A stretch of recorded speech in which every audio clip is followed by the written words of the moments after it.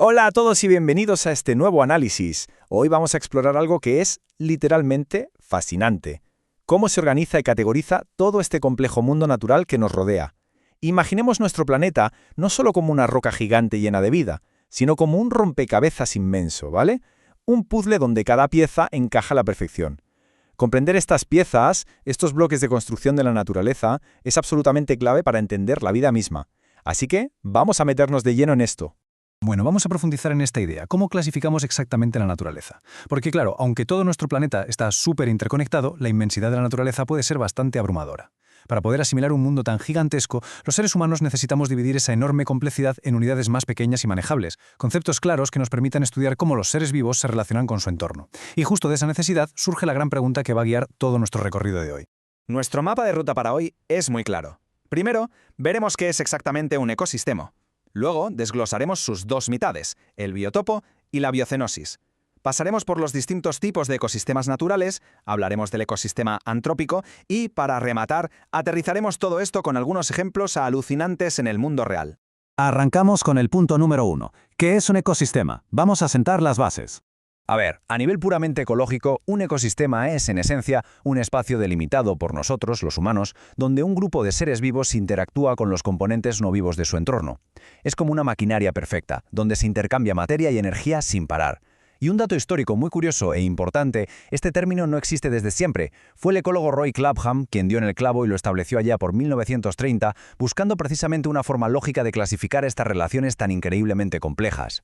Así que el punto crucial es este. La escala de un ecosistema es súper variable. Podemos estar hablando de entornos verdaderamente colosales como el mismísimo desierto del Sahara o el Mar Muerto. Pero ojo, que también podemos considerar toda una selva como un único ecosistema. Y un diminuto estanque dentro de esa misma selva es a su vez otro ecosistema totalmente independiente. Al final, es nuestro propio interés científico el que pone las fronteras exactas de lo que queremos estudiar. Pasamos a la segunda parte, biotopo y biocenosis. Las dos grandes mitales que forman cualquier ecosistema del planeta. Y esto ilustra de maravilla la dualidad de la naturaleza. Pensad en ello como dos caras de la misma moneda. Por un lado tenemos el biotopo, que es básicamente el escenario físico. El agua, la luz, el clima, los minerales, las rocas, lo que llamamos componentes abióticos o inertes. Y por el otro lado, en constante interacción, está la biocenosis. Esta es la comunidad biótica, la vida en sí misma, desde plantas y animales hasta hongos y microorganismos. Estos dos mundos, lo físico y lo biológico, chocan y colaboran constantemente.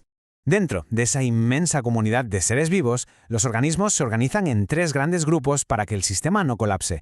Primero están los productores, como las plantas y las algas. Son los autótrofos, unos genios capaces de fabricar su propia comida usando solo la luz del sol. Luego tenemos a los consumidores, los heterótrofos, que necesitan comerse a otros para sobrevivir. Aquí entramos nosotros, los humanos, y también desde las ranas hasta las hienas. Y por último, los grandes héroes de la naturaleza, los descomponedores, hongos y bacterias que se encargan de reciclar toda la materia orgánica muerta. Literalmente son el equipo de limpieza que devuelve los nutrientes a la tierra y cierra el ciclo. Vamos a por la sección número 3, tipos de ecosistemas naturales. Veamos cómo se ha adaptado la vida sin la intervención humana. Ahora, lo verdaderamente interesante de esta diapositiva es fijarnos en cómo se reparte la tierra firme. Uno podría pensar intuitivamente que los bosques dominan, pero resulta que los desiertos, con toda esa arena, rocas y temperaturas extremas, son los reyes absolutos, ocupando un espectacular 30% del total. Después le siguen las selvas, con un 23%, y las sabanas con un 20%. Pero prestad atención a un detalle fundamental. Las zonas de cultivo, puramente gestionadas por humanos, ya suponen un enorme 10% de toda nuestra superficie terrestre. Si damos el salto al agua, la cosa cambia por completo. Aquí la salinidad y el movimiento dictan las reglas del juego. Por un lado están los inmensos ecosistemas marinos de agua salada, como los océanos, los arrecifes o los estuarios. Por otro lado tenemos los de agua dulce, los dulceacuícolas. Y aquí es clave fijarse en el flujo del agua para entenderlos. Los sistemas lóticos son los de agua rápida y en movimiento constante, como un río o un arroyo. En cambio, los lénticos son aguas confinadas o estancadas, como los lagos y los cenotes. El simple hecho de si el agua corre o no cambia radicalmente la cantidad de oxígeno y, por tanto, quién puede sobrevivir ahí. Pero bueno, ya sabemos que la naturaleza rara vez entiende de líneas divisorias perfectas, y justo ahí es donde brillan los ecosistemas mixtos. Son esas zonas de transición espectaculares donde la tierra, el agua y el aire se mezclan. Imaginad los manglares, por ejemplo, árboles que han evolucionado hasta lograr la proeza de crecer con sus raíces sumergidas directamente en el mar salado. Actúan como una intersección vital donde los anfibios o diversas aves, aunque de origen terrestre, cruzan continuamente de un mundo a otro para buscar alimento o reproducirse. Entramos en la sección número 4, el ecosistema antrópico, o lo que es lo mismo, el factor humano. Se les conoce como ecosistemas artificiales o humanizados. Son espacios que, sencillamente, no existirían así en estado salvaje. Por supuesto que siguen dependiendo de factores abióticos como la luz del sol, la tierra o el agua. Pero la diferencia monumental aquí es que nosotros manipulamos y redirigimos toda esa materia y energía para cubrir nuestras propias necesidades. Estamos hablando de las grandes selvas de asfalto de los ecosistemas urbanos, las interminables cuadrículas de los ecosistemas agrícolas y, como no, los colosales ecosistemas de presa o embalse, donde literalmente rediseñamos los cuerpos de agua del planeta. Y por último, llegamos a la sección 5, ejemplos en el mundo real.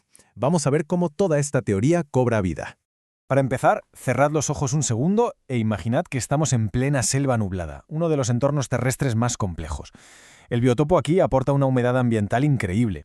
Gracias a esa agua constante, los enormes árboles crecen cubiertos de enredaderas y plantas epífitas. Esos son nuestros productores a máxima potencia. En esta red tan densa se mueven consumidores pacíficos como los perezosos y acechando desde arriba depredadores tope como el jaguar. Y el detalle mágico es que cuando mueren, la alta humedad permite que los descomponedores trabajen a un ritmo frenético, reciclando los nutrientes al instante para mantener la selva latiendo.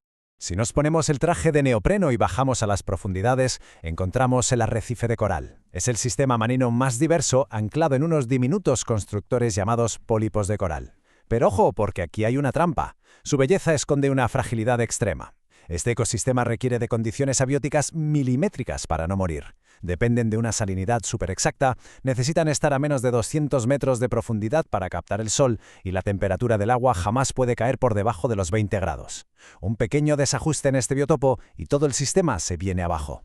Cambiemos de escenario para ver cómo esto se vuelve un reto de supervivencia total. Fijaos en la selva de Barcia, en el corazón del Amazonas. Es un ecosistema mixto de locos. Durante meses es un terreno puramente terrestre, pero cuando llegan las crecidas se inunda por completo y ¡boom!, se transforma en un mundo acuático. Esto exige unas adaptaciones espectaculares.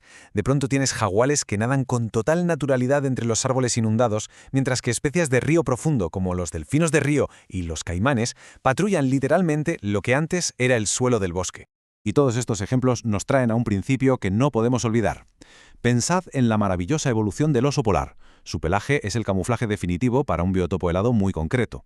Hay una cita en nuestro análisis de hoy que da en el clavo absoluto. Si estos medios se destruyen o cambian los recursos, se alterarían las relaciones y podría llegar a peligrar su existencia. Así de rotundo. Las conexiones entre el entorno físico y las especies no son infinitamente elásticas. Si el escenario cambia de forma drástica o muy rápido, esa adaptación milenaria deja de funcionar y el equilibrio se rompe. Hemos visto que esta inmensa maquinaria biológica funciona con un nivel de precisión y equilibrio que asombra. Pero aquí estamos, siendo los arquitectos de nuestras ciudades, modificando el agua y la tierra y formando parte totalmente indivisible de esta inmensa red de energía. Teniendo en cuenta el poder sin precedentes que tenemos hoy para alterar tanto los factores bióticos como abióticos a escala planetaria, os dejo con una reflexión. ¿Cómo queremos definir nuestro impacto en el futuro de esta delicadísima red vital? Es una buena pregunta para llevarnos hoy, ¿verdad? Muchísimas gracias por acompañarnos en este recorrido visual por los cimientos de nuestro planeta. Hasta la próxima.